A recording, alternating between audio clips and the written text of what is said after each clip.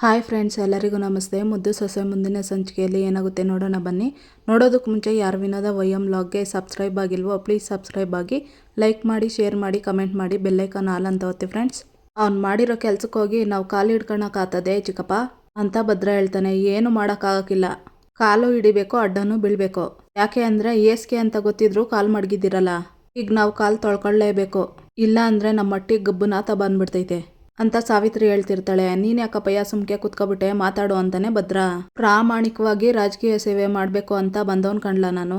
ನನ್ನ ರಾಜಕೀಯ ಜೀವನದಲ್ಲಿ ಇಲ್ಲಿ ಗಂಟ ₹1 ಯಾರ ಹತ್ರನೂ ಈಸ್ಕೊಂಡಿದ್ದೀನಿ ಅಂತ ಬೆಟ್ಟು ಮಾಡಿ ತೋರಿಸ್ಕೊಂಡ್ಲಿಲ್ಲ ನಾನು. ಅಂಥದ್ರಾಗೆ ಇಷ್ಟು ದೊಡ್ಡ ಕಳಂಕ ಹೊರಂಗ್ ಮಾಡ್ಬಿಟ್ನಲ್ಲ, ಅದಕ್ಕೇನಪ್ಪ ಮಾಡಲಿ? ಯೋಗ್ಯತೆ ಮೀರಿ ಸಂಬಂಧ ಬೆಳೆಸಿದಕ್ಕೆ ಎಂಥ ಗತಿ ತಂದ್ಬಿಟ್ಟ ನೋಡು ಪಾಪಿ. ಇಲ್ಲಿ ಗಂಟ ನಾನು ಕಾಪಾಡ್ಕೊ ಬಂದಿರೋ ನನ್ನ ಹೆಸ್ರಿಗೆ ಕಳಂಕ ಏನಾದರೂ ಬಂದ್ಬಿಟ್ರೆ ನಾನು ಖಂಡಿತ ಬದುಕಿರಕ್ಕಿಲ್ಲ ಅಂತಿರ್ತಾನೆ ಶಿವರಾಮೇಗೌಡ. ರೀ ಬಿಡ್ತು ಅನ್ನಿ, ಅದೇನಂತ ಮಾತಾಡ್ತಿದ್ದೀರಿ? ಹೋಗಿ ಅವ್ರನ್ನ ಕಾಲ್ನಾದ್ರೂ ಕಟ್ಟಿ ಸರಿ ಮಾಡೋಣ ಅಂತ ಗೋವಿಂದು ಹೇಳ್ತಾ ಇಲ್ವೇ? ಹಂಗೆಲ್ಲ ಏನೂ ಆಗೋಕ್ಕಿಲ್ಲ, ನೀವು ಹೊಸಿ ಧೈರ್ಯವಾಗಿರಿ ಅಂತ ಮೋಹನ ಹೇಳ್ತಾಳೆ. ಹ್ಞೂ ಅಣ್ಣ, ಅದಕ್ಕೆ ಹೇಳ್ತಾ ಇರೋದು ದಿಟ, ಮೊದಲು ನೀನು ಹೊಸಿ ಧೈರ್ಯ ತನ್ಕೋ ಅಂತ ಗೋವಿಂದೇಗೌಡರು ಹೇಳ್ತಿರ್ತಾರೆ. ಹೌದು ಕಣ್ಲ ಶಿವರಾಮ, ಎಲ್ಲದಕ್ಕೂ ಒಂದು ದಾರಿ ಅನ್ನೋದು ಇದ್ದೇ ಇರ್ತೈತೆ, ಏನೂ ಆಗೋಕ್ಕಿಲ್ಲ. ಇದೆಲ್ಲ ತಿಳಿದಾಗಿದೆಯೋ ತಿಳಿಲಾರ್ದೇ ಆಗಿದೆಯೋ ನೋಡೋಣ ಇರು ಅಂತ ಅಜ್ಜಮ್ಮ ಹೇಳ್ತಿರ್ತಾಳೆ. ಅಮ್ಮಮ್ಮ ಏನು ಮಾತಾಡ್ತಾ ಇದೀಯ ಅಮ್ಮಮ್ಮ? ಅಲ್ಲ ದೊಡ್ಡಪ್ಪ, ಗೊತ್ತಿಲ್ಲದೆ ಅದು ಹೆಂಗೆ ಮಾಡೋಕ್ಕೆ ಸಾಧ್ಯ, ಅದು ನಿಮ್ಮ ಹೆಸ್ರು ಹೇಳ್ಕೊಂಡು ಅಂತ ಚಿತ್ರ ಹೇಳ್ತಾಳೆ. ಲೇ ಸುಮ್ಕೆ ಇರ್ತೀಯೇನೆ ನೀನು, ಉರಿಯೋ ಬೆಂಕಿಗೆ ಮತ್ತೆ ತುಪ್ಪ ಸುರಿಬೇಡ ಅಂತಾಳೆ ಅಜ್ಜಮ್ಮ. ಅಲ್ಲಿಗೆ ಸರ್ ಅಂದ್ಕೊಂಡು ಕಾವಲಿದ್ದ ಪೊಲೀಸು ನಿಮ್ಮ ಸೊಸೆ ವಿದ್ಯಾ ಮೇಡಮ್ ಬಂದಿದ್ದಾರೆ ಅಂತ ಹೇಳ್ತಾರೆ. ಅವ್ವ, ಇವಳು ಯಾಕವ್ವ ಬಂದಿದ್ದಾಳೆ ತಿರ್ಗಾ ಅಂತ ವಿನಂತಿ ಹೇಳ್ತಿರ್ತಾಳೆ. ಏನೋ ಗೊತ್ತಿಲ್ಲ ಕಣೆ ಅಂತಾಳೆ ಸಾವಿತ್ರಿ. ಸರ್ ಒಳಗಡೆ ಬನ್ನಿ ಅಂತ ಅಂದಿದ್ದಕ್ಕೆ ಇಲ್ಲ ಮಾವಿನ ಜೊತೆ ಮಾತಾಡಬೇಕು ಅಂತ ಹೊರಗಡೆನೆ ನಿಂತಿದ್ದಾರೆ ಸರ್ ಅಂತ ಪೊಲೀಸಪ್ಪ ಹೇಳ್ತಿರ್ತಾನೆ. ಮಾಡೋದೆಲ್ಲ ಮಾಡಿ ತಿರ್ಗಾ ಈತ್ ಕಡೆ ಬಂದಿದ್ದಾಳಾ? ಎಷ್ಟು ಧೈರ್ಯ ಇರಬೇಕು ಅವಳಿಗೆ? ಇಲ್ಲ, ಇವತ್ತು ಅಪ್ಪ ಮಗಳನ್ನೂ ಇಬ್ರು ಜೀವ ಸಹಿತ ಉಳ್ಸೋಕ್ಕಿಲ್ಲ ಅಂತ ಭದ್ರ ಹೇಳ್ತಾನೆ. ಯಾರಿಗೆ ಗೊತ್ತು, ಬಿರಿನೇ ಶ್ರೀಮಂತ ಆಗ್ಬಿಡು ಅಂತ ಅಪ್ಪನಿಗೆ ಈ ರೀತಿ ಮಾಡೋದಕ್ಕೆ ಕುಮ್ಮಕ್ಕೆ ಕೊಟ್ಲೋ ಏನೋ, ಇವಳೇ ಮಾಡಿದ್ದಾಳೋ ಏನೋ ಅಂತ ಸಾವಿತ್ರಿ ಹೇಳ್ತಾಳೆ. ಸಾವಿತ್ರಿ, ನೀನು ಸ್ವಲ್ಪ ಸುಮ್ಕಿರ್ತೀಯಾ? ನೋಡು ಭದ್ರ, ಈಗಾಗಿರೋದೇ ಸಾಕು, ನೀನು ಕೋಪ ಮಾಡಿಕೊಂಡು ಇನ್ನೊಂದು ಅನಾಹುತಕ್ಕೆ ದಾರಿ ಮಾಡಿಕೊಡ್ಬೇಡ ಅಂತ ಗೋವಿಂದೇಗೌಡರು ಹೇಳ್ತಿರ್ತಾರೆ. ಇಲ್ಲ ಚಿಕ್ಕಪ್ಪ, ಇವತ್ತು ಅವಳನ್ನ ಮಾತ್ರ ಸುಮ್ಕೆ ಬಿಡೋಕ್ಕಿಲ್ಲ ಅಂತ ಮಚ್ಚು ತಗೊಂಡು ಹೋಗ್ತಾನೆ ಭದ್ರ. ಇತ್ತ ನಿಂತಿರ್ತಾಳೆ ವಿದ್ಯಾ. ಭದ್ರ ಏಕಾಏಕಿ ಬಂದು ಮಚ್ಚು ತಗೊಂಡು ಹೊಡೆಯೋದಕ್ಕಂತ ಕತ್ತತ್ರನೇ ನಿಲ್ಸಿರ್ತಾನೆ. ಅಷ್ಟರಲ್ಲಿ ಭದ್ರ ಅಂತ ಕೂಗ್ತಾನೆ ಶಿವರಾಮೇಗೌಡ.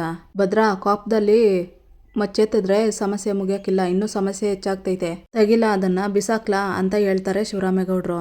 ಮಚ್ಚು ಬಿಸಾಕ್ಬಿಟ್ಟು ನಿಮ್ಮಪ್ಪ ಅಷ್ಟೆಲ್ಲ ಅರ್ಕಸ್ಬಿ ಕೆಲಸ ಮಾಡಿದ್ರುವೆ ನೀನು ಬಂದಿಲ್ಲಿ ನಿಂತಿದೀಯಲ್ಲ, ನಿನ್ಗೆ ಎಷ್ಟೇ ಧೈರ್ಯ ಇರಬೇಕೋ? ನನಗೆ ಬರ್ತಾ ಇರೋ ಕೋಪಕ್ಕೆ ನಿನ್ನ ಥೂ ಅಂತ ಇರ್ತಾನೆ ಭದ್ರ. ಅವ್ವ ತಾಯಿ ಉಲ್ಕೆರವ್ವ, ನಮ್ಮ ಮಟ್ಟಿ ಮೇಗೆ ಅದ್ಯಾವ ಕಣ್ಣು ಬಿದ್ದದೋ, ಯಾಕೆ ಇಷ್ಟೆಲ್ಲ ನಡೀತಾ ಇದೆಯೋ ಅಂತ ಅಜ್ಜಮ್ಮ ಹೇಳ್ತಿರ್ತಾಳೆ. ಏಯ್, ನಮ್ಮ ಮಟ್ಟಿ ಮರವಾದೆ ಇಷ್ಟು ವರ್ಷದಿಂದ ಕಾಪಾಡ್ಕೊ ಬಂದಿರೋದಕ್ಕೆ ಕಲ್ಲೊಡ್ದು ಅದ್ಯಾವ ಮುಖ ಹೊತ್ಕೊಂಡು ಬಂದಿದೆಯಾ ಇಲ್ಲಿಗೆ?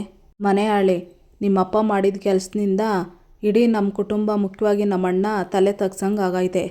ನೀವು ಮಾಡಿರೋ ಕೆಲಸಕ್ಕೆ ನಿಮ್ಮ ಮನೆ ನಾಶ ಆಗೋತದೆ ಪಾಪಿ ಅಂತ ಬೈತಿರ್ತಾಳೆ ಸಾವಿತ್ರಿ. ಯಾಕೆ ತಿರ್ಗಾ ಇಲ್ಲಿಗೆ ಬಂದಿದ್ಯಾ ಅಂತಾಳೆ ಸಾವಿತ್ರಿ. ಇನ್ಯಾಕೆ, ಇವರಪ್ಪ ಮಾಡಿರೋ ಗನಂದಾರಿ ಕೆಲಸಕ್ಕೆ ಏನಾದರೂ ಮಾಡಿಬಿಡ್ತೀವಿ ಅಂತ ಬೈಕೆ ಮೊಸಳೆ ಕಣ್ಣೀರು ಹಾಕಿ ಕ್ಷಮೆ ಕೇಳೋದಕ್ಕೆ ಬಂದಿರಬೇಕು ಅಂತ ವಿನಂತಿ ಹೇಳ್ತಾಳೆ. ಲೇಯ್, ನೀನು ಬಂದು ಕ್ಷಮೆ ಕೇಳ್ದೇಟ್ಗೆ ನಿಮ್ಮಪ್ಪ ಮಾಡಿರೋ ಪಾಪ ಕಮ್ಮಿ ಆಗ್ತದೇನೆ? ನಿಮ್ಮಪ್ಪ ಮಾಡಿರೋ ಕೆಲಸಕ್ಕೆ ಕ್ಷಮೆ ಅನ್ನೋದೇ ಸಿಗೋಕ್ಕಿಲ್ಲ, ಇದನ್ನು ಬರೆದಿಟ್ಕೊಬಿಡು ಅಂತ ಈಶ್ವರಿ ಹೇಳ್ತಿರ್ತಾಳೆ. ನಿಮ್ಮ ಅಪ್ಪನಿಂದ ನಮ್ಮ ಅಪ್ಪನ ತಲೆ ತೆಗ್ಸೋ ಪರಿಸ್ಥಿತಿ ಬಂತು ಅಂತ ಅನ್ಕೋ, ನಿಮ್ಮ ಅಪ್ಪನ ತಲೆ ತೆಗಿಯೋದನ್ನ ಅದ್ಯಾವ್ರು ಕೂಡ ತಡೆಯೋಕ್ಕಾಗಕ್ಕಿಲ್ಲ ಅಂತ ಭದ್ರ ಹೇಳ್ತಾನೆ. ಭದ್ರ, ನೀನು ಹೊಸಿ ಸಮಾಧಾನ ಮಾಡ್ಕೊ, ಎಲ್ರೂ ಯಾಕೆ ಹಿಂಗೆ ಮನ್ಸಿಗೆ ಬಂದಂಗೆ ಮಾತಾಡ್ತಾ ಇದ್ದೀರಿ? ನೋಡಿ, ಕಾರಣ ಇಲ್ಲದೆ ಅವಳು ಇಲ್ಲಿ ಗಂಟ ಬಂದಿರಲ್ಲ, ಮೊದಲು ಅವಳು ಯಾಕೆ ಬಂದಿದ್ದಾಳು ಅಂತ ತಿಳ್ಕೊಂಡು ಮಾತಾಡಿ. ವಿದ್ಯಾ, ನೀನೇ ಹೇಳು, ಯಾಕೆ ಬಂದಿರೋದು ಅಂತಾಳೆ ಮೋಹನ. ಮಾವಯ್ಯನ ಹೆಸ್ರಿಗೆ ಕಳಂಕ ಬರ್ತದೆ ಅಂತ ಆತಂಕ ನಿಮ್ಯಾರಿಗೂ ಬೇಡ. ಮಾವಯ್ಯ ಅವಮಾನದಿಂದ ತಲೆ ತಗ್ಗಿಸ್ತಾರೆ ಅಂತ ಯೋಚನೆ ಮಾಡೋ ಅವಶ್ಯಕತೆ ಯಾರಿಗೂ ಇಲ್ಲ ಅಂತ ವಿದ್ಯಾ ಹೇಳ್ತಾಳೆ. ಲೇ, ನಿಮ್ಮಪ್ಪ ಊರು ತುಂಬ ಲಂಚ ಇಸ್ಕೊಂಡು ಜನಗಳಿಗೆಲ್ಲ ಮೋಸ ಮಾಡವನೆ. ಈಗ ಜನಗಳೆಲ್ಲ ರುಚಿಗೆದ್ದು ನಮ್ಮ ಅಣ್ಣನ ವಿರುದ್ಧ ಕಂಪ್ಲೇಂಟ್ ಕೊಡೋಕೆ ಹೋಗವ್ರೆ. ಅದ್ಯಾವ ಬಾಯಿಂದ ಸುಮ್ಕೆ ಇರೋ ಅಂತ ಹೇಳ್ತಾ ಇದೆಯೇ? ಎಲ್ಲ ಗೊತ್ತಿದ್ದು ನಾಟಕ ಮಾಡೋಕ್ಕೆ ಬಂದಿದ್ಯೇನೆ ಮನೆ ಆಳಿ ಅಂತ ಸಾವಿತ್ರಿ ಹೇಳ್ತಾಳೆ. ನಮ್ಮಪ್ಪ ಮಾವಯ್ಯನ ಹೆಸ್ರು ಹೇಳ್ಕೊಂಡು ಊರವರು ಹತ್ರ ಎಲ್ಲ ದುಡ್ಡು ಇಸ್ಕೊಂಡಿರೋದು ಎಷ್ಟು ಸತ್ಯನೋ, ಇವತ್ತು ಆ ವಿಷಯ ನಮ್ಮೆಲ್ರಿಗೂ ಗೊತ್ತಾಗ್ತಾ ಇರೋದು ಅಷ್ಟೇ ಸತ್ಯ. ನಮ್ಮಪ್ಪಯ್ಯ ಮಾಡಿರೋ ತಪ್ಪಿಗೆ ಮಾವಯ್ಯ ಶಿಕ್ಷೆ ಅನುಭವಿಸೋದಕ್ಕೆ ನಾನು ಬಿಡೋಕ್ಕಿಲ್ಲ. ಒಂದೇ ಒಂದು ಕಪ್ಪು ಚುಕ್ಕೆ ಇಲ್ದಿರೋ ಈ ವ್ಯಕ್ತಿಗೆ ಕಳಂಕ ಬರೋದಕ್ಕೆ ನಾನು ಅವಕಾಶ ಮಾಡಿಕೊಡೋಕ್ಕಿಲ್ಲ. ಸತ್ಯದ ಮೇಲೆ ನಿಂತಿರೋರು ಯಾವತ್ತೂ ತಲೆ ತಗ್ಸೋ ಪರಿಸ್ಥಿತಿ ಬರೋಕ್ಕಿಲ್ಲ ಅನ್ನೋದನ್ನು ನಾನು ಸಾಬೀತು ಮಾಡ್ತೀನಿ. ಈ ಮನೆ ಮತ್ತೆ ಮಾವನ ಮರ್ಯಾದೆ ಉಳಿಸೋ ಹೊಣೆ ನಂದು ಅಂತ ವಿದ್ಯೆ ಹೇಳ್ತಾಳೆ. ನೀನು ನಾಟಕ ಮಾಡಿದ ತಕ್ಷಣ ಎಲ್ಲ ಸರಿ ಹೋಗ್ಬಿಡ್ತೈತೆ ನೋಡು ಅಂತ ಸಾವಿತ್ರಿ ಹೇಳ್ತಾಳೆ. ಸರಿ ಹೋಗ್ಬಿಡ್ತೈತೆ ಅಲ್ಲ, ಎಲ್ಲನೂ ಸರಿ ಮಾಡಿನೇ ನಾನು ಇಲ್ಲಿಗೆ ಬಂದಿರೋದು ಸಾವಿತ್ರಿ ಚಿಕ್ಕಮ್ಮ. ತಪ್ಪು ಮಾಡಿರೋರನ್ನ ಪೊಲೀಸ್ರಿಗೆ ಒಪ್ಪಿಸ್ಬಿಟ್ಟೆ ನಾನು ನೇರವಾಗಿ ಇಲ್ಲಿಗೆ ಬಂದಿರೋದು ಅಂತ ವಿದ್ಯಾ ಹೇಳಿ ಸ್ಟೋರಿನ ಹೇಳ್ತಿರ್ತಾಳೆ. ವಿದ್ಯಾ ಅವ್ರ ಅಪ್ಪನ ಕರ್ಕೊಂಡು ಪೊಲೀಸ್ ಸ್ಟೇಷನ್ಗೆ ಬಂದಿರ್ತಾಳೆ. ನಮಸ್ಕಾರ ಸರ್ ಅಂತಾಳೆ ವಿದ್ಯಾ. ನಮಸ್ಕಾರ, ಏನು ಹೆಸರು, ಏನಾಗಬೇಕಾಗಿತ್ತು ನಿಮ್ಮದು ಅಂತ ಪೊಲೀಸ್ ಕೇಳ್ತಾರೆ. ನನ್ನ ಹೆಸರು ವಿದ್ಯಾ ಅಂತ, ನಾನೊಂದು ಕಂಪ್ಲೇಂಟ್ ಕೊಡಬೇಕಾಗಿತ್ತು ಸರ್ ಅಂತ ವಿದ್ಯಾ ಹೇಳ್ತಾಳೆ. ಯಾರ ಮೇಲೆ ಏನು ಕಂಪ್ಲೇಂಟು ಕೊಡಬೇಕಿತ್ತು ಅಂತ ಪೊಲೀಸ್ ಕೇಳ್ತಾರೆ. ಇಲ್ಲೇ ನಿಂತವ್ರೆ ನೋಡಿ ಸರ್, ಇವ್ರ ಹೆಸರು ಚೆಲುವರಾಜ್ ಅಂತ. ಇವರು ಮಂತ್ರಿ ಶಿವರಾಮೇಗೌಡರು ಹೆಸರನ್ನ ದುರುಪಯೋಗ ಮಾಡಿಕೊಂಡು ಜನಗಳ ಹತ್ರ ಲಂಚ ತಗೊಂಡು ಮೋಸ ಮಾಡಿದ್ದಾರೆ ಅಂತ ವಿದ್ಯಾ ಹೇಳ್ತಾಳೆ. ಅದು ಸರಿ, ಈ ಮಂತ್ರಿಗಳಿಗೂ ನಿಮಗೂ ಏನು ಸಂಬಂಧ ಅಂತ ಕೇಳ್ತಾರೆ ಪೊಲೀಸು. ವ್ಯಕ್ತಿ ಮೇಲೆ ಕಂಪ್ಲೇಂಟ್ ಕೊಡೋದಕ್ಕೆ ಅಂತ ಕೇಳ್ತಾರೆ ಪೊಲೀಸು. ನಾನು ಮಂತ್ರಿ ಶಿವರಾಮೇಗೌಡರು ಸೊಸೆ ಸರ್ ಅಂತ ವಿದ್ಯಾ ಹೇಳ್ತಾಳೆ.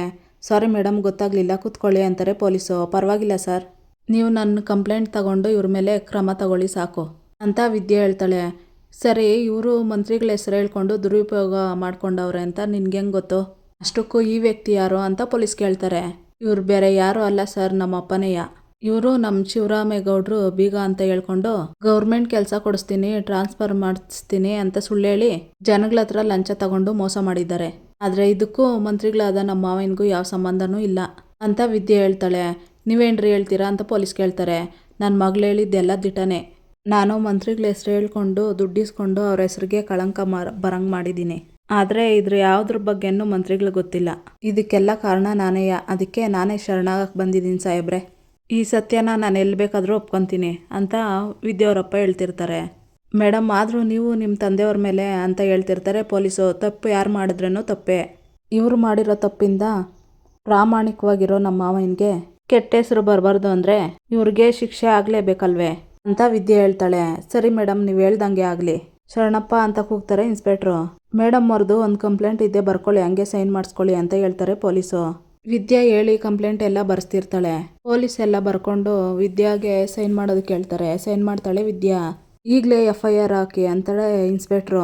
ನಾನು ಮಾಡಿರೋ ತಪ್ಪನ್ನ ನೀನು ಯಾವತ್ತೂ ಕ್ಷಮಿಸಾಕಿಲ್ಲ ಅಂತ ನಂಗೆ ಗೊತ್ತು ಕಣವ್ವ, ಆದರೆ ಈ ಪಾಪಿ ತಂದೆನ ಒಂದೇ ಒಂದು ಸತಿ ಕ್ಷಮಿಸವ್ವ ಅಂತ ವಿದ್ಯಾವರಪ್ಪ ಕೇಳ್ಕೊತಿರ್ತಾರೆ. ಸರ್ ದಯವಿಟ್ಟು ಪ್ಲೀಸ್ ಅಂತಾಳೆ ವಿದ್ಯಾ. ಸೋಮಶೇಖರ್ ಅಂತ ಕೂಗ್ತಾರೆ ಪೊಲೀಸು. ವಿದ್ಯಾವರಪ್ಪನ್ನ ಜೈಲಿಗೆ ಹಾಕ್ತಾರೆ ಪೊಲೀಸು. ಅಲ್ಲಿಗೆ ಊರಿನ ಜನಗಳು ಬರ್ತಾರೆ. ನಮಸ್ಕಾರ ಸಾಹೇಬ್ರೆ ಅಂತ. ನಾವು ಹುಲಿಕೆರೆ ಸುತ್ತಮುತ್ತ ಊರಿನವರು. ಮಂತ್ರಿ ಶಿವರಾಮೇಗೌಡರು ಅವ್ರ ಬೀಗ್ರ ಕಡೆಯಿಂದ ನಮಗೆ ಕೆಲಸ ಮಾಡಿಕೊಡ್ತೀನಿ ಅಂತ ಭರವಸೆ ಕೊಟ್ಟು ಲಕ್ಷ ಲಕ್ಷ ಲಂಚ ತಗೊಂಡು ನಮಗೆಲ್ಲ ಅನ್ಯಾಯ ಮಾಡಿದ್ದಾರೆ ಅಂತ ಊರಿನವರು ಹೇಳ್ತಿರ್ತಾರೆ. ನಿಮ್ಮ ಹತ್ರ ದುಡ್ಡು ತಗೊಂಡು ಹೋಗಿರೋರು ಅವರೇನಾ ನೋಡಿ ಅಂತ ಹೇಳ್ತಾರೆ ಪೊಲೀಸು. ಚೆಲುವರಾಜು ಜೈಲಲ್ಲಿ ಇರೋದನ್ನ ನೋಡಿ ಹ್ಞೂ ಸಾಹೇಬ್ರೆ ಇವರೇಯ ಅಂತ ಹೇಳ್ತಾರೆ ಊರಿನವರು. ಆಗಿದ್ರೆ ನಿಮ್ಮ ಕಂಪ್ಲೇಂಟ್ ತಗೊಳ್ಳೋದಕ್ಕೆ ಸಾಧ್ಯ ಇಲ್ಲ. ಮಂತ್ರಿಗಳ ಹೆಸರಲ್ಲಿ ದುಡ್ಡು ತಗೊಂಡಿದ್ದು ನಾನು, ಅವ್ರಿಗೂ ಇದಕ್ಕೂ ಯಾವುದೇ ಸಂಬಂಧ ಇಲ್ಲ ಅಂತ ಹೇಳಿ ಅವರೇ ಬಂದು ಶರಣಾಗಿದ್ದಾರೆ. ಅದರ ಜೊತೆಗೆ ಅವ್ರ ಮಗಳೇ ಬಂದು ಅವ್ರ ಮೇಲೆ ಕಂಪ್ಲೇಂಟ್ ಕೊಟ್ಟಿದ್ದಾಳೆ ಅಂತ ಪೊಲೀಸ್ ಹೇಳ್ತಾರೆ. ಅಲ್ಲ ಸಾಹೇಬ್ರೆ, ಸಂಬಂಧ ಇಲ್ಲ ಅಂತ ಇವ್ನು ಹೇಳ್ಬಿಟ್ರೆ ನಂಬಕತ್ತದೆ, ಇದರಲ್ಲಿ ಮಂತ್ರಿಗಳ ಕೈವಾಡ ಐತೆ ಅಂತ ಊರಿನವರು ಹೇಳ್ತಾರೆ. ಏನ್ರಿ, ಅದಕ್ಕೇನಾದರೂ ನಿಮ್ಮ ಹತ್ರ ಸಾಕ್ಷಿ ಇದೆಯಾ? ಮಂತ್ರಿಗಳೇನಾದರೂ ನಿಮಗೆ ಭರವಸೆ ಕೊಟ್ಟವ್ರಾ? ಇಲ್ಲ ನೀವೇನಾದರೂ ಅವ್ರ ಕೈಯಲ್ಲಿ ದುಡ್ಡು ಕೊಟ್ಟಿದ್ದೀರಾ ಅಂತ ಪೊಲೀಸ್ ಕೇಳ್ತಾರೆ. ಇಲ್ಲ ಸಾಹೇಬ್ರೆ, ನಾವು ಯಾವತ್ತೂ ಅವ್ರ ಕೂಟೆ ಇದ್ರನ್ನೆಲ್ಲ ಮಾತಾಡಿಲ್ಲ ಅಂತ ಊರಿನವರು ಹೇಳ್ತಾರೆ. ಮತ್ತೆ ಅವ್ರ ಕೈವಾಡ ಇದೆ ಅಂತ ಹೆಂಗ್ರಿ ಹೇಳ್ತೀರಾ ನೀವು? ಸುಮ್ಮನೆ ಅನಾವಶ್ಯಕವಾಗಿ ಅವ್ರ ಹೆಸರನ್ನ ಇದರಲ್ಲಿ ಎಳೆದು ತರಬೇಡಿ. ತಪ್ಪು ಮಾಡಿರೋ ವ್ಯಕ್ತಿನೇ ಸರೆಂಡರ್ ಆಗಿದ್ದಾರೆ. ಅವ್ರ ಮೇಲೆ ಕಾನೂನು ಕ್ರಮ ತಗೊತೀವಿ, ನೀವು ಇನ್ನು ಹೊರಡಿ ಅಂತಾರೆ ಪೊಲೀಸು. ಸರಿ ಸಾಹೇಬ್ರೆ ಅಂತ ಅಲ್ಲಿಂದ ಹೊರಡ್ತಾರೆ ಊರಿನವರು. ಸರ್, ನನ್ನ ಮಾವನ್ನ ಕಾಪಾಡಬೇಕು ಅಂತ ಬಂದು ಇಲ್ಲಿ ಉದ್ದೇಶದಿಂದ ಬಂದು ಕಂಪ್ಲೇಂಟ್ ಕೊಟ್ಟಿಲ್ಲ ಸರ್. ಸತ್ಯವಾಗ್ಲೂ ಅವರು ತುಂಬ ಪ್ರಾಮಾಣಿಕ ವ್ಯಕ್ತಿ. ಅಂಥವ್ರಿಗೆ ಕೆಟ್ಟ ಹೆಸರು ಬರಬಾರ್ದು, ಅದಕ್ಕೆ ನೀವು ಅವಕಾಶ ಮಾಡಿಕೊಡ್ಬೇಡಿ ಅಂತ ವಿದ್ಯೆ ಹೇಳ್ತಾಳೆ. ಅವರೇನು ಅನ್ನೋದು ನಮಗೂ ಚೆನ್ನಾಗಿ ಗೊತ್ತಿದೆ ಮೇಡಮ್.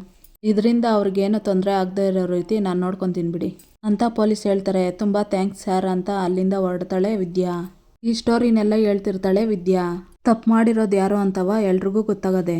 ಹಂಗೆ ಮಾವಯ್ಯ ಯಾವ ತಪ್ಪು ಮಾಡಿಲ್ಲ ಅಂತ ಇಡೀ ಪ್ರಪಂಚಕ್ಕೆ ಸ್ಪಷ್ಟವಾಗೈತೆ. ಇನ್ನು ಆ ಕಳಂಕದ ನೆರಳು ಕೂಡ ಮಾವಯ್ಯನ ಮೇಲೆ ಬೀಳೋದಕ್ಕೆ ಸಾಧ್ಯನೇ ಇಲ್ಲ. ಈ ವಿಚಾರ ಇಟ್ಕೊಂಡು ಮಾವಯ್ಯನ ಹೆಸರಿಗೆ ಮಸಿ ಬಳಿತೀನಿ ಅಂತ ಯಾರಾದರೂ ಪ್ರಯತ್ನ ಮಾಡಿದ್ರು ಮೊದಲು ಅವರು ನನ್ನ ದಾಟ್ಕೊಂಡು ಬರಬೇಕಾಗ್ತದೆ. ನಾನು ಜೀವಂತವಾಗಿರೋ ಗಂಟನ್ನು ಇವ್ರ ಹೆಸರಿಗೆ ಕಳಂಕ ಬರೋದಕ್ಕೆ ನಾನು ಬಿಡೋಕ್ಕಿಲ್ಲ ಅಂತ ವಿದ್ಯೆ ಹೇಳ್ತಾಳೆ. ಓ, ಶಾನೆ ದೊಡ್ಡ ಕೆಲಸ ಮಾಡಿದ್ದೀನಿ ಅಂತ ಬಿಲ್ಡಪ್ ತಗೊಳಕ್ಕೆ ಬಂದ್ಯಾ ಅಂತ ಚಿತ್ರ ಹೇಳ್ತಾಳೆ. ಬಿಲ್ಡಪ್ ತಗೊಳೋ ಅವಶ್ಯಕತೆ ನನಗಿಲ್ಲ ಚಿತ್ರಕ ಅಂತ ವಿದ್ಯೆ ಹೇಳ್ತಾಳೆ. ಮತ್ತ್ಯಾಕೆ ಬಂದು ಅಂತಾಳೆ ವಿನಂತಿ. ಏಟೇ ಆದರೂ ತಪ್ಪು ಮಾಡಿರೋದು ನಮ್ಮಪ್ಪ. ಅದಕ್ಕೆ ಅವ್ರ ಪರವಾಗಿ ಕ್ಷಮೆ ಕೇಳೋದಕ್ಕೆ ಒಂದು ಕಡೆ ಆದರೆ ಈ ವಿಷಯದ ಬಗ್ಗೆ ಯಾರೂ ನೀವು ಆತಂಕ ಪಡಬಾರ್ದು ಅಂತ, ತಲೆ ತಗ್ಗಿಸ್ಬಾರ್ದು ಅಂತ ಹೇಳ್ಬಿಟ್ಟು ಹೋಗೋಕ್ಕಂತ ಬಂದೆ. ಸಾಧ್ಯ ಆದರೆ ನನ್ನನ್ನು ಕ್ಷಮಿಸ್ಬಿಡಿ ಮಾವಯ್ಯ ಅಂತ ಕೈ ಮುಗಿದು ಕೇಳ್ಕೊಂಡು ವಿದ್ಯಾ ಅಲ್ಲಿಂದ ಹೊರಟೋಗ್ತಾಳೆ. ಇತ್ತ ಮನಸ್ಸಿನಲ್ಲಿ ಈ ಶಿವರಾಮೇಗೌಡ ಪದವಿ ಕಳ್ಕೊತಾನೆ ಅಂತ, ಅವಮಾನ ಆಗಿ ಪದವಿ ಕಳ್ಕೊತಾನಂತ ಎಷ್ಟೆಲ್ಲ ಆಸೆಯಿಂದ ಇದ್ದೆ. ಆದರೆ ಈ 3 ಅಡಿ ಬಂದು ಎಲ್ಲದಕ್ಕೂ ತಣ್ಣೀರು ಎರಚ್ಬಿಟ್ಲು ಅಂತ ಈಶ್ವರಿ ಅನ್ಕೊತಿರ್ತಾಳೆ. ನೋಡಿದ್ಯಾ ಅಣ್ಣ ಯಾವ ಮಟ್ಟಕ್ಕೆ ನಾಟಕ ಮಾಡ್ಬಿಟ್ಟು ಹೋದ್ಲು ಅಂತ. ನಿನ್ನ ಮುಂದ್ಗುಟೆ ನಿಂತ್ಕೊಂಡು ತಪ್ಪು ಮಾಡಿರೋರನ್ನ ಅರೆಸ್ಟ್ ಮಾಡಿಸ್ದೆ ಅಂತ ಹೆಂಗೆ ಜಂಬ ಕೊಚ್ಕೊಂಡ್ಲು. ಅವ್ನು ಲಂಚ ತಗೊಂಡಿರೋದು ನಮಗೆ ಇವತ್ತು ಗೊತ್ತಾಯ್ತು ಅಂತ ಹೆಂಗೆ ನಾಟಕ ಮಾಡಿದ್ಲು ನೋಡು ಅಂತ ಸಾವಿತ್ರಿ ಹೇಳ್ತಾಳೆ. ಅವ್ವ, ಅವಳ ಆರ್ಭಟ ನೋಡ್ತಾ ಇದ್ರೆ ಅವರಪ್ಪ ಮಾಡಿರೋ ಮೋಸದಲ್ಲಿ ಇವಳ್ದು ಪಾಲಿರಬೇಕು ಕಣವ್ವ. ಅದಕ್ಕೇನೆ ಅಪ್ಪನ ಉಳಿಸ್ಕೊಳಕ್ಕೋಸ್ಕರ ಏನೋ ಹೊಸ ದಾಳ ಉಳಿಸ್ಬಿಟ್ಟು ಹೋಗ್ತಾವಳೆ ಅಂತ ವಿನಂತಿ ಹೇಳ್ತಾಳೆ. ಇದಕ್ಕೆಲ್ಲ ಇವತ್ತೇ ತೆರೆ ಬಿದ್ದಾಯ್ತು ಅಂತ ವಿದ್ಯೆ ಹೇಳಿದ್ಲು ತಾನೆ ಅಂತ. ಅದ್ರಾಗೆ ಬೀದಿಲಿ ನಿಂತ್ಕೊಂಡು ಅದ್ರ ಬಗ್ಗೆ ಚರ್ಚೆ ಮಾಡೋದು ಬೇಡ. ಉಪ್ಪು ತಿಂದವರು ಯಾರೇ ಆದರೂ ನೀರು ಕುಡಿಲೇಬೇಕು. ಇವಾಗ ಬೀದಿಲಿ ನಿಂತು ಮಾತಾಡೋದು ಬೇಡ, ಎಲ್ಲರೂ ಒಳಕ್ಕೆ ಮಾತಾಡೋಣ ನಡೀರಿ ಅಣ್ಣ ಅಂತ ಅಂದ್ಬಿಟ್ಟು ಗೋವಿಂದಗೌಡರು ಹೇಳ್ಬಿಟ್ಟು ಹೊರಟೋಗ್ತಾರೆ ಒಳಗಡೆ. ಎಲ್ಲರೂ ಹೋಗ್ತಾರೆ ಒಳಗಡೆ. ಚಂಪಾ, ಮೋಹನ, ಅಜ್ಜಮ್ಮ ಮಾತ್ರ ಅಲ್ಲೇ ಇರ್ತಾರೆ. ಇತ್ತ ಅಜ್ಜಮ್ಮ, ಅವ್ವ ಉಲ್ಕೆರವ್ವ, ಪರ್ವತದಿಂದ ಕಾಣಿಸ್ತಿದ್ದ ಕಷ್ಟವ ಹೊಗೆ ಹಂಗೆ ಮಾಯ ಮಾಡಿಬಿಟ್ಟೆ ಅಲ್ಲೇ ತಾಯಿ ಅಂತ ಕೈ ಮುಗ್ದು ಕೇಳ್ಕೊಂಡು, ಕೋಪದಿಂದ ಯಾವ ಸಮಸ್ಯೆನೂ ಬಗೆಹರ್ಸೋಕ್ಕಾಗಕ್ಕಿಲ್ಲ, ಅದಕ್ಕೆ ಬುದ್ಧಿವಂತಿಕೆಯನ್ನು ಬೇಕು ಅನ್ನೋದನ್ನ ನಿನ್ನ ಸೊಸೆ ನಿರೂಪಿಸ್ಬಿಟ್ಲು ಮೋಹನ. ವಿದ್ಯೆ ಜೊತೆಗೆ ಬುದ್ಧಿವಂತಿಕೆ ಇದ್ದರೆ ಏನೇನೆಲ್ಲ ಮಾಡ್ಬೋದು ಅನ್ನೋದನ್ನ ಅವಳು ತೋರಿಸ್ಬಿಟ್ಲು ಕಣೆ ಅಂತ ಅಜ್ಜಮ್ಮ ಹೇಳ್ತಾಳೆ. ಅತ್ತೆ, ನೀವು ಹೇಳಿದ ನಿಜ, ನಾನಿನ್ನೂ ಎಟ್ಟಿ ಸೊಸೆ ಅಂತ ಸಾಬೀತು ಮಾಡೋದ್ಲು ಅಂತ ಮೋಹನ ಹೇಳ್ತಾಳೆ. ಇಲ್ಲಿಗೆ ಈ ಸಂಚಿಕೆ ಮುಕ್ತಾಯ ಆಗುತ್ತೆ. ಇನ್ನೂ ಯಾರು ವಿನೋದ ವೈಎಂ ವ್ಲಾಗ್ಗೆ ಸಬ್ಸ್ಕ್ರೈಬ್ ಆಗಿಲ್ವೋ ಪ್ಲೀಸ್ ಸಬ್ಸ್ಕ್ರೈಬ್ ಆಗಿ, ಲೈಕ್ ಮಾಡಿ, ಶೇರ್ ಮಾಡಿ, ಕಮೆಂಟ್ ಮಾಡಿ, ಬೆಲ್ಲೈಕಾನ್ ಆಲ್ ಅಂತ ಒತ್ತಿ ಫ್ರೆಂಡ್ಸ್. ಈ ವಿಡಿಯೋ ನೋಡಿದ್ದಕ್ಕಾಗಿ ಎಲ್ಲರಿಗೂ ಧನ್ಯವಾದಗಳು.